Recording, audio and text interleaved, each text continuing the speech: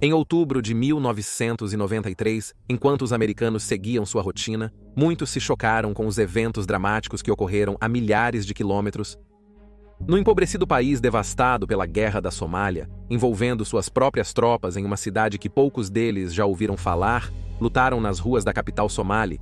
A Batalha de Mogadíscio, como os livros de história americanos se referem a ela, ocorreu na tarde de 3 de outubro de 1993 pela noite e até a manhã seguinte. Para as forças americanas, seria uma das batalhas urbanas mais intensas desde a Guerra do Vietnã 2 décadas antes, e consequentemente sofreram mais mortos e feridos em questão de horas do que anos recentes de operações combinadas, culminando na derrubada de 2 helicópteros UH-60 Black Hawk do exército do ZEUA. No entanto, apesar desses fatores, a própria batalha é considerada um sucesso tático para as forças do ZEMERUA envolvidas, pois apesar das probabilidades assustadoras, restrições políticas na fase de planejamento e contratempos imprevistos, uma força de menos de 100 tropas do Zekmenian resistiu a mais de 10 vezes seu próprio número de hostis, fortemente armados, que despejaram chuvas de balas e granadas propulsadas por foguetes em sua posição em uma emboscada coordenada intensa. No episódio de hoje, vamos examinar os eventos que levaram à batalha, a própria batalha e as consequências de todo o caso, que é conhecido em todo o mundo como a Batalha das Forças do ZEUA, o incidente do Black Hawk abatido. Neste canal, abordamos tópicos complexos da história humana com foco em história militar. Se assistiu aos nossos vídeos, deve ter uma ideia de suas táticas de guerra. O patrocinador do vídeo, Call of War, permite testar seu conhecimento e calma em guerra.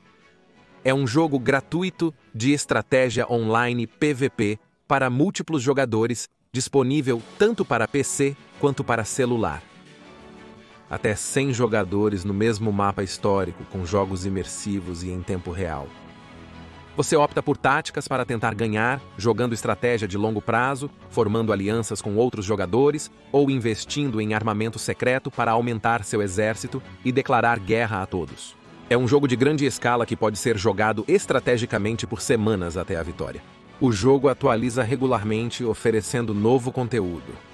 É gratuito para jogar, mas se você clicar no link, receberá um pacote inicial único para ajudar a impulsionar seu jogo, que incluirá 13.000 peças de ouro e 1 mês de assinatura Premium. Aproveite nos próximos 30 dias, selecione sua nação e conquiste sua vitória.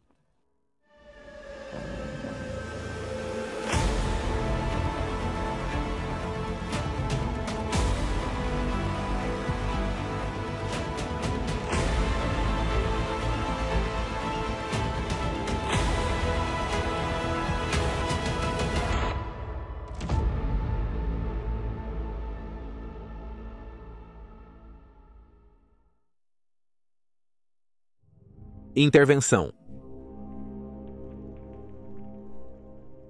O complexo militar do Zekmesiwa estava em alta em 1992.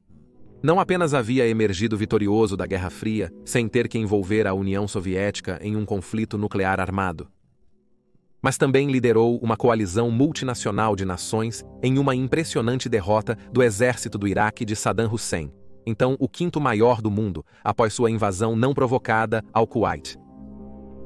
Em 1991, a guerra no Golfo influenciou profundamente tanto a maneira de conduzir guerras futuras quanto a percepção delas em casa. O poder tecnológico das Forças Armadas do ZEUA contra o Iraque não só ajudou a superar a derrota no Vietnã, como também beneficiou o ZEUA a fazer a guerra parecer que agora poderia ser travada de maneira limpa.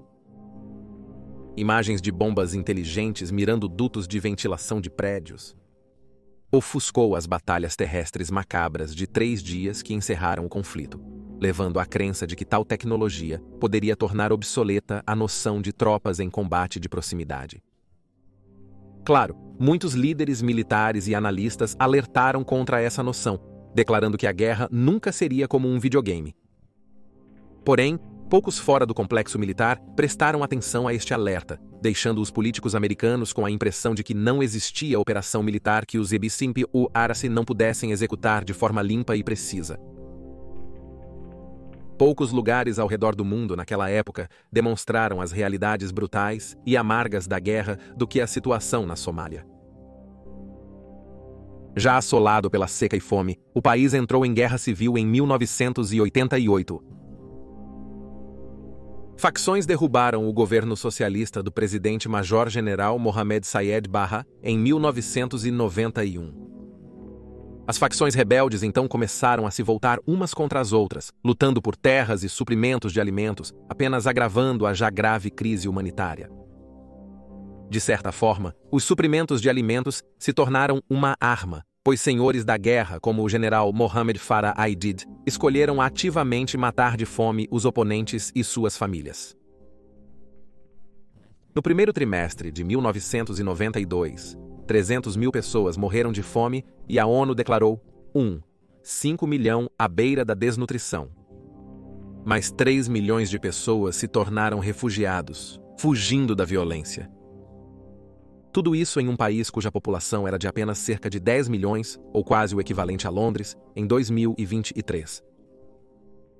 O mundo ficou horrorizado e procurou a ONU em busca de uma solução. O Conselho de Segurança da ONU ajudou a intermediar um cessar-fogo entre as forças de Aidid e seu maior rival na forma da facção, liderada por Ali Mahdi Mohammed. Apesar de ambos concordarem com o cessar-fogo, foram difíceis e constantemente frustraram tentativas de estabelecer paz duradoura e enviar ajuda aos civis famintos. Além disso, a ONU aprovou a Resolução 751, que buscava estabelecer uma pequena força de manutenção da paz para monitorar o cessar-fogo e ajudar a mover a ajuda pelo país.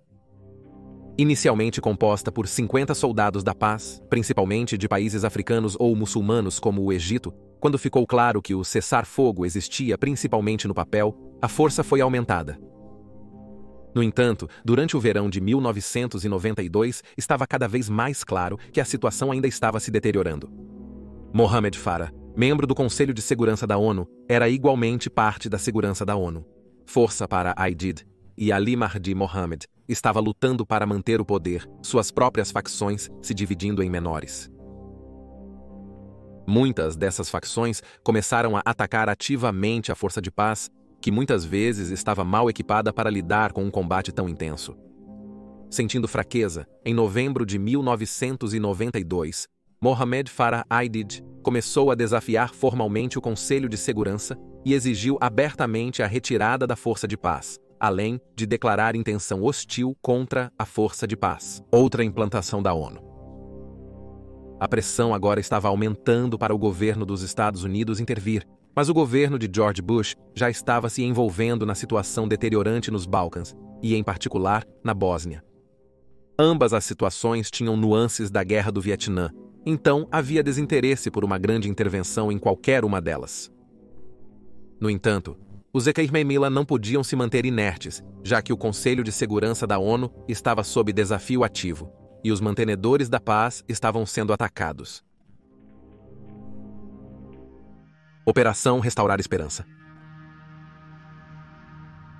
O presidente do Estado-Maior Conjunto dos EPNAS, General Colin Powell, uma das estrelas da campanha para depor Saddam Hussein, recomendou uma intervenção maciça, mas curta, dos Air-Maula sob comando americano em vez de comando da ONU, para facilitar a entrega de suprimentos de socorro e prevenir um colapso total do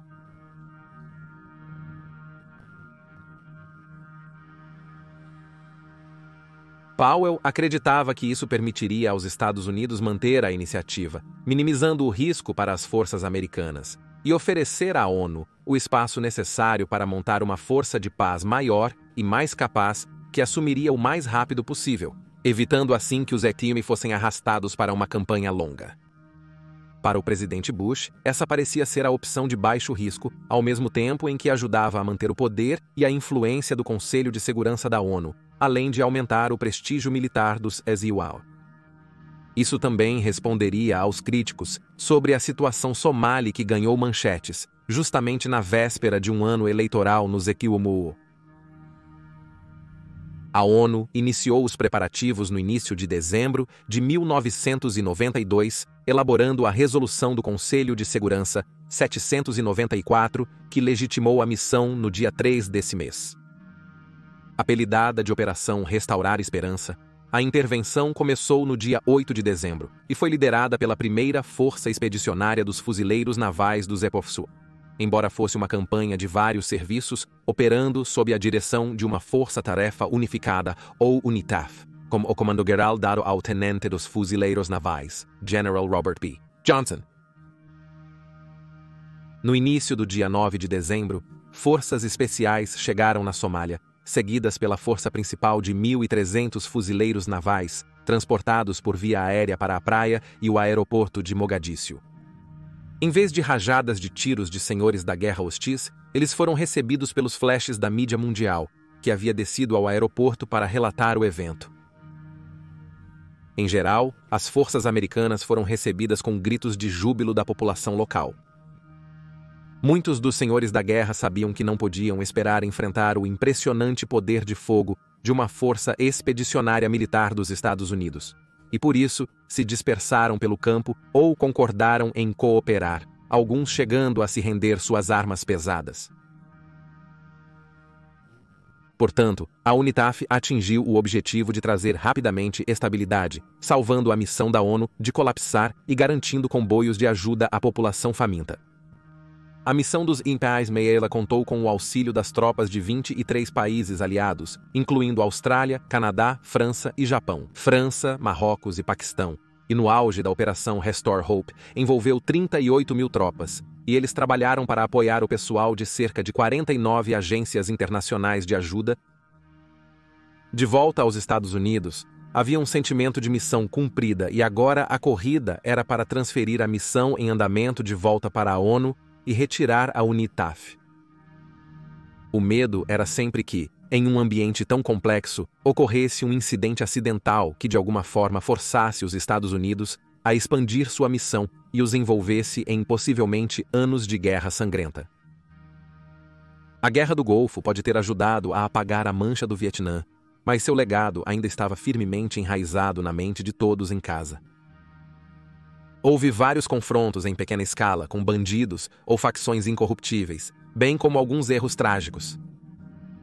Um soldado do Zwolle atirou em um garoto que corria em sua direção supondo ser uma bomba, mas era apenas uma caixa inofensiva. O soldado agiu conforme as regras de engajamento, mas não se pode dizer o mesmo de um soldado do ZEUA que atirou num homem por roubar seus óculos de sol. No entanto, a situação geral foi cuidadosamente gerenciada, por meio de uma combinação de meios militares e diplomáticos, e, assim, a partir do final de abril, Restore Hope começou a diminuir à medida que a nova força da ONU, mais robusta, foi montada. Em 4 de maio, Restore Hope foi formalmente suspensa, enquanto a força da ONU estava sob o comando geral do tenente-general do exército turco, Servak Bur.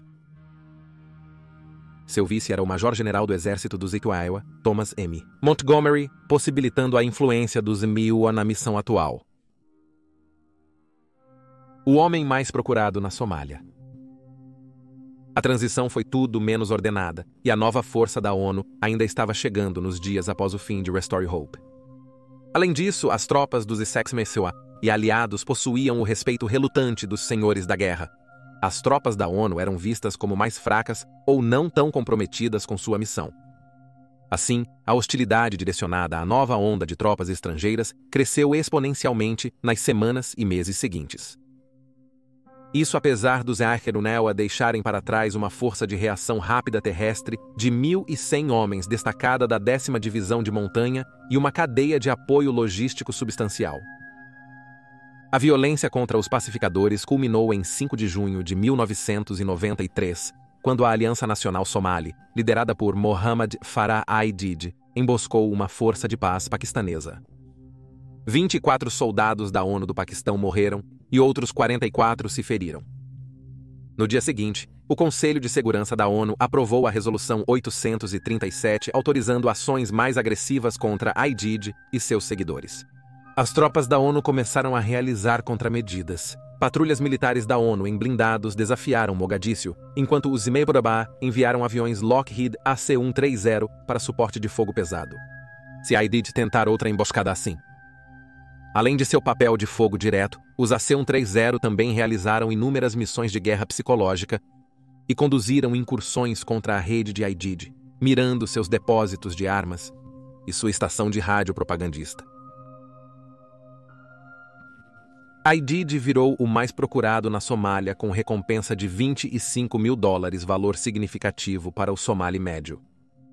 A Força-Tarefa 325 de Aviação do ZEUA recebeu a tarefa de prender Aidid, mas, apesar de várias pistas promissoras, Aidid sempre conseguia escapar. Aidid respondeu à atenção recebida detonando uma bomba em um veículo da Polícia Militar dos Esticewa, em Mogadíscio, em 8 de agosto de 1993, matando 4 MPs. Em resposta, o secretário de Defesa, agora Les Aspin, da administração Clinton, direcionou o desdobramento de uma força-tarefa de operações especiais conjuntas para lidar diretamente com Aidid e seus apoiadores. Conhecida como Task Force Ranger, a unidade combinada tinha membros de diversas equipes especializadas dos EU, como Navy SEALs, Army Rangers e Delta, apoiados por helicópteros de forças especiais. Otimizado para operações climáticas diurnas e noturnas. Sob o comando geral do general Joseph P. Hoari, apesar do objetivo da unidade de prender Aidid e entregá-lo à ONU, a força operava fora da estrutura de comando da ONU. A Força-Tarefa Ranger realizou 6 incursões em casas seguras de Aidid e seus apoiadores, entre agosto e setembro de 1993. Todos tiveram sucesso, menos um. A exceção foi a invasão equivocada de um prédio não registrado da ONU e os trabalhadores da ONU se encontraram temporariamente detidos.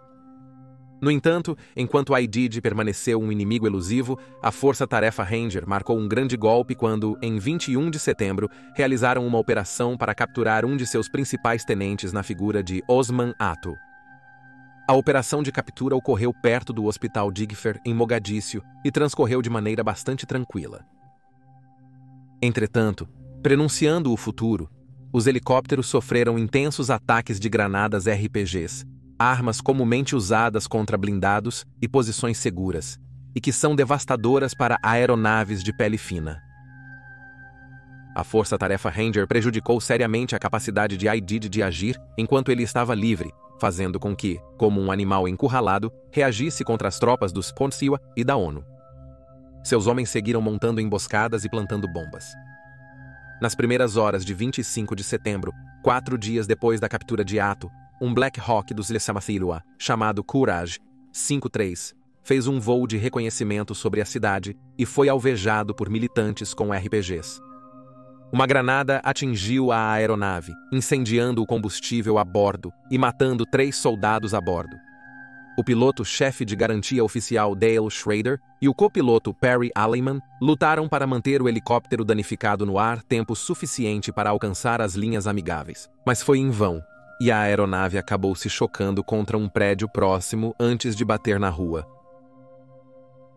Os 2 pilotos, vivos mas em apuros, enfrentavam forças hostis que buscavam capturá-los como reféns valiosos. Agora a corrida era para resgatá-los. Uma força de reação rápida dos Imod-Miwa da 10ª Divisão de Montanha correu para o local em um caminhão de 5 toneladas carregado com sacos de areia para proteção. Chegando lá, foram rapidamente atingidos por um helicóptero. Seguiu-se um tiroteio feroz, e as tropas americanas chamaram apoio aéreo na forma de helicópteros armados. Em várias instâncias, essas aeronaves estavam operando tão perto dos homens da 10ª Montanha que estojos de cartuchos gastos choviam sobre eles. Tendo recuperado os pilotos, os corpos das tropas mortas e preparado a aeronave abatida para explodir, eles começaram a se retirar, mas não antes de um sargento perder a perna para um RPG. Detonação.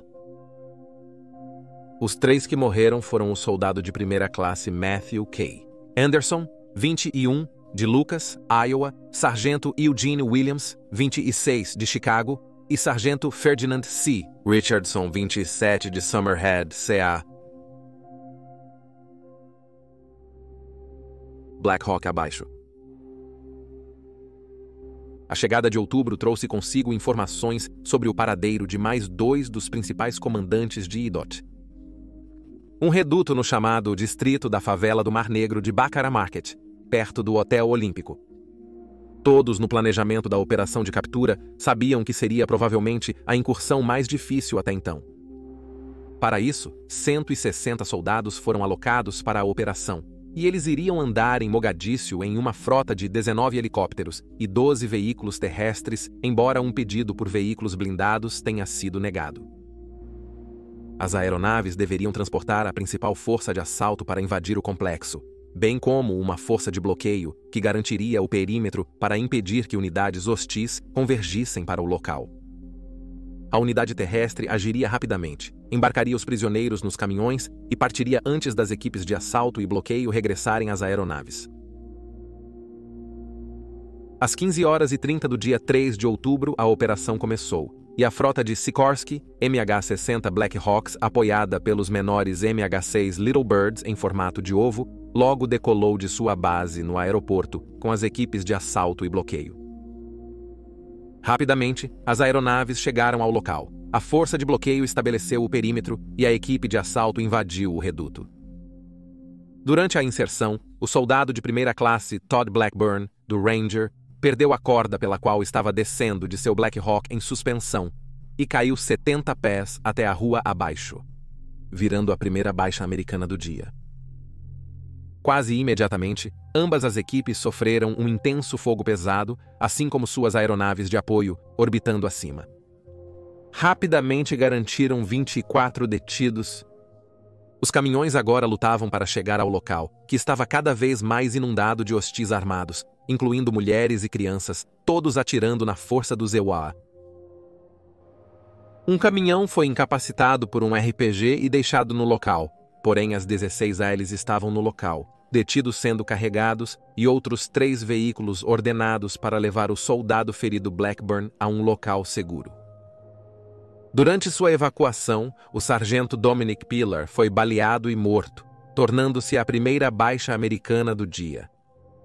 Enquanto isso, a confusão reinava, pois não estava claro quem deveria sinalizar o início da retirada, custando às tropas americanas minutos preciosos. Então ocorreu a desgraça. Orbitando acima, fornecendo suporte, estava o MH-60 Black Hawk, com o indicativo Super 61 que começou a receber fogo. Nos controles estava o CW-3 Cliff Walcott, conhecido por todos como Alves. De repente, a aeronave foi abalada por um impacto de um RPG e entrou em uma rotação incontrolável antes de se chocar contra o lado de um prédio próximo. Tanto Walcott quanto seu copiloto, CW-3 Donovan Lee Briley, morreram no acidente. 2 tripulantes sofreram graves ferimentos. 2 atiradores a bordo, o sargento Daniel Bush e o sargento Jim Smith, sobreviveram intactos o suficiente para começar a disparar contra os grupos que estavam convergindo para a posição deles. Após a derrubada, as forças terrestres convergiram para a sua posição e um MH-6 Little Bird, com o indicativo de chamada Starform 1, pousou na rua adjacente para tentar evacuar os feridos. O piloto foi ajudar os sobreviventes, conseguindo puxar 2 dos soldados feridos para o Little Bird, enquanto o copiloto disparava fogo supressor da cabine com sua arma pessoal. Sob fogo intenso, o MH-6 decolou com sua tripulação e sobreviventes. Elementos da força de bloqueio chegaram ao local, seguidos por um Black Hawk de busca e resgate em combate. O Black Hawk, atingido enquanto descia a equipe de resgate, foi controlado pelo piloto que permitiu a segura inserção da equipe e, em seguida, conduziu a aeronave para um pouso de emergência no aeroporto. Na brutal luta que se seguiu, os OADOA sofreram várias outras baixas, incluindo o cabo Ranger James Smith, que ficou em estado crítico. No ar, o lugar do Super 61 foi ocupado por outro Black Hawk de codinome Super 64 pilotado pelo chefe de garantia oficial Michael Durant. Um RPG foi disparado contra a aeronave enquanto sobrevoava o local do acidente. O avião lançado ao ar foi atingido por um helicóptero, que teve seu rotor de cauda danificado. Durant inicialmente conseguiu manter o controle da aeronave e começou a recuar de volta à base, mas então toda a montagem do rotor se desintegrou e a aeronave entrou em um giro incontrolável. A aeronave caiu em um grupo de barracos de lata e matou vários civis no chão, o que apenas enfureceu mais a população a agir contra as tropas americanas. Os homens de ida incentivaram através de alto-falantes que cada somali defendesse sua casa e fé dos americanos. Durant se feriu gravemente no acidente, porém sobreviveu. o Black Hawk Super 62, com 2 atiradores de elite Delta do exército dos EWA, orbitava perto do segundo local do acidente. Sargento de primeira classe Randy Shugat e Sargento-mestre Gary Gordon, ao ver os grupos hostis se aproximando, pediram para entrar em cena e ajudar possíveis sobreviventes. Esse pedido foi negado. Sentiram que poderiam fazer mais a partir do helicóptero, mas Gordon repetiu o pedido, e após serem informados de que não poderiam garantir sua segurança, o que pouco fez para dissuadir os 2 homens, eles foram inseridos pelo Super 62 às 1642 horas. O Super 62 permaneceu na estação acima, dando suporte de fogo, mas depois de 10 minutos somalis dispararam mais RPGs, atingindo o Black Hawk diretamente. O Super 62 decolou e danificou o motor do Hawk no seu primeiro voo. Isso deixou o copiloto inconsciente, mas apesar dos danos, conseguiu se arrastar para a segurança, deixando os atiradores e os sobreviventes do Super 64 para se defenderem principalmente sozinhos contra centenas de somalis furiosos. Esforço de resgate. Enquanto isso, o comboio ainda tentava chegar ao primeiro local do acidente. Em ruas estreitas, foram emboscados por metralhadoras, RPGs e explosivos. O desafio de navegar pelas ruas, muitas vezes irreconhecíveis devido aos combates e divergentes dos mapas americanos, não ajudou. Como tal, o comboio se perdeu, apenas aumentando o tempo em que ficaram presos no portão da casa do comboio.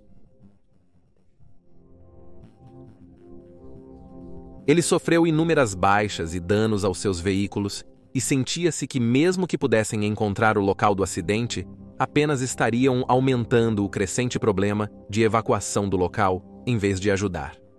Então, o comboio foi instruído a lutar para retornar ao aeroporto, saindo da cidade. No aeroporto, uma força de reação rápida foi rapidamente montada, pronta para sair e prestar assistência, como quando o Courage 54 se perdeu.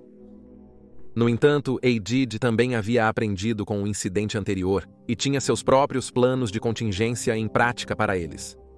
O comboio QRF encontrou resistência logo após sair do aeroporto. No final, o fogo hostil foi tão severo que até o comboio QRF foi forçado a abandonar sua carga em direção aos locais do acidente, e em vez disso, lutou para se juntar ao comboio que saía da cidade para que pudessem fornecer apoio um ao outro. O comboio foi forçado a abandonar sua carga em direção aos locais do acidente, e em vez disso, lutou para se juntar ao comboio que saía da cidade para que pudessem fornecer apoio um ao outro. No final, o fogo hostil foi forçado a abandonar sua carga em direção aos locais do acidente, e em vez disso, lutou para se juntar ao comboio que saía da cidade para que pudessem fornecer apoio um ao outro, na batalha rumo ao aeroporto. Com os 2 comboios retornando ao aeroporto, havia 99 soldados americanos conhecidos lutando por suas vidas na cidade ao redor do primeiro local do acidente. Para os snipers Delta no segundo local do acidente, era um desastre. Quem foi morto primeiro é contestado, embora a versão oficial dos eventos diga que Shugat foi o primeiro a morrer, após o que Gordon pegou sua arma e a entregou ao ferido Durant para que ele pudesse continuar a luta. Algumas fontes discordam, no entanto, pois acredita-se que Durant identificou erroneamente quem lhe entregou a arma depois que o primeiro foi morto. Pouco depois, Gordon foi morto e o local do acidente foi invadido. Exceto Durant, todos os sobreviventes foram brutalmente assassinados pela multidão, e seus corpos, despidos e mutilados, foram usados como troféus para a exibição. Antes que pudesse sofrer o mesmo destino, a vida de Durant foi poupada pela intervenção de Yusuf Dahir Walaum, que desejava levá-lo como refém para Aidid. Os Rangers e as tropas Delta no primeiro local do acidente logo perceberam que enfrentavam a temível perspectiva de se entrincheirar à noite no meio de uma cidade aparentemente determinada a matá-los.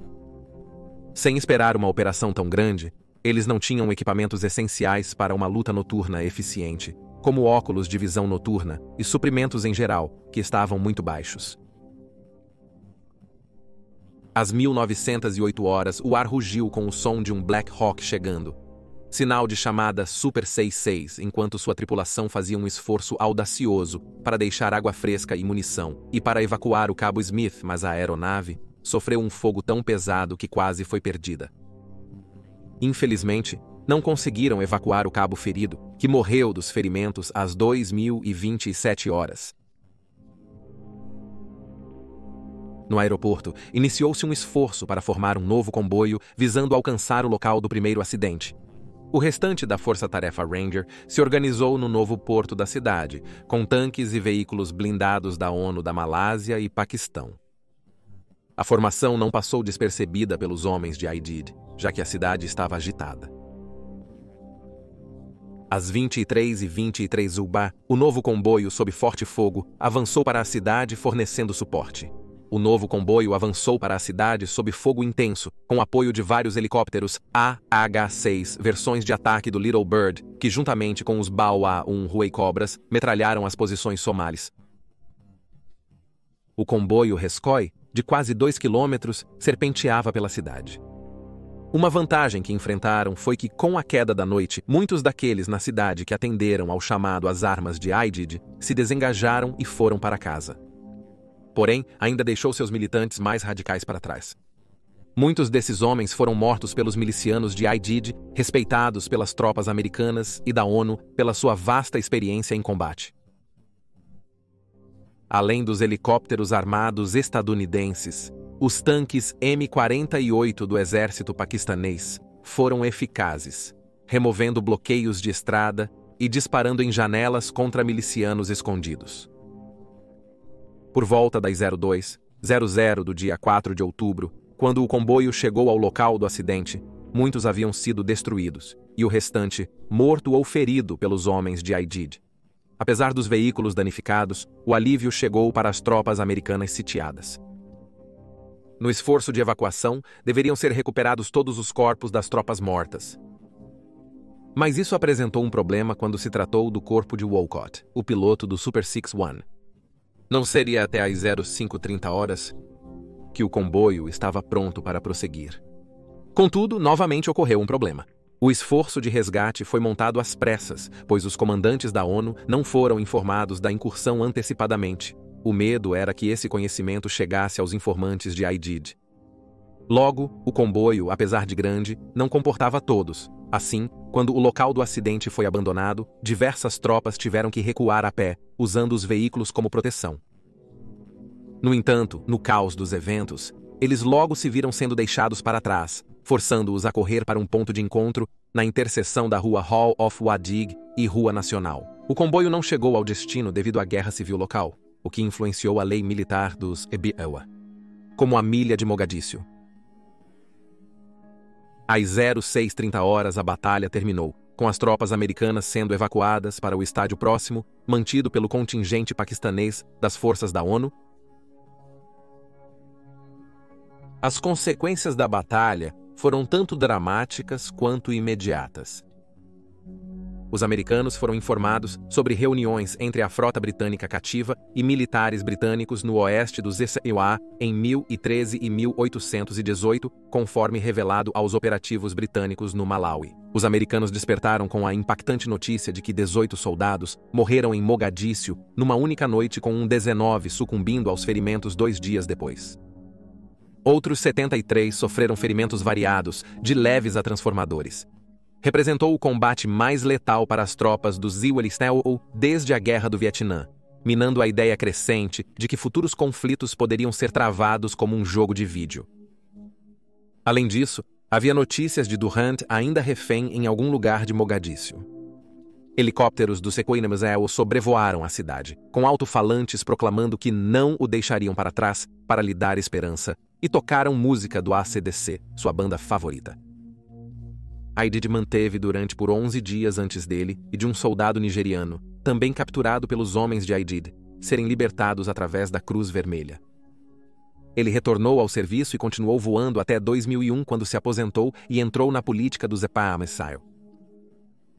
O presidente Bill Clinton cancelou todas as operações após a batalha. Aidid teve que sair da Somália, com as forças americanas evacuando o país até março de 1994.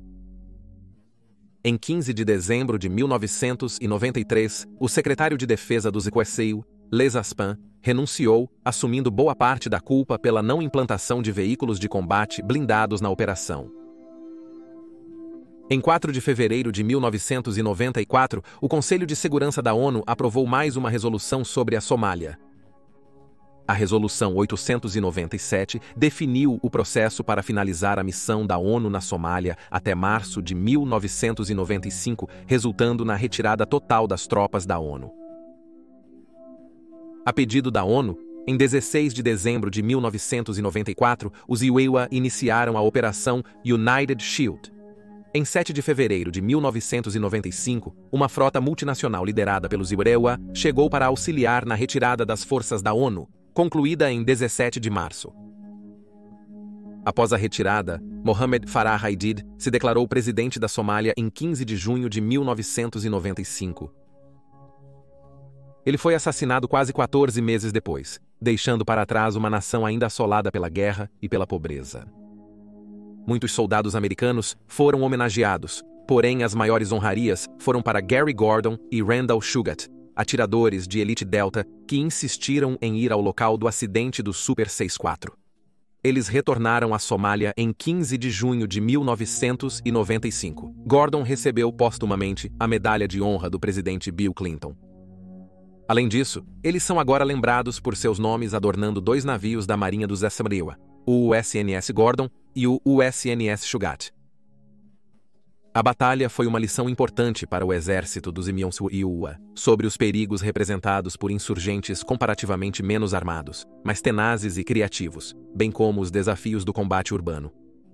Essas lições foram usadas quase 10 anos depois, na Guerra da Somália. Nesse momento, muitos dos jovens soldados envolvidos na batalha haviam avançado para posições mais altas, onde poderiam transmitir essa experiência duramente conquistada aos novos recrutas sob seu comando, para melhor prepará-los para o que estava por vir.